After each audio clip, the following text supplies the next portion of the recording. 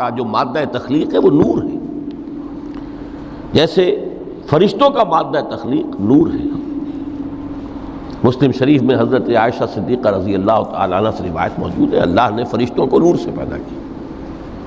روح، فرشتے روح ہیں، ارواح ہیں، روح القدس، روح الامین، اور ارواح انسانیہ بھی روح ہے، یہ سب ان کا مادہ تخلیق نور ہے۔ اس وقت ہم پیدا کیے گئے، صرف ارواح کی شکل میں ہم سے عہد لیا گیا اور پھر سلا دیا گیا۔ یہ پہلی موت تھی جو ہم پر وارد ہوئی ہے اس دنیا میں آنے سے پہلے،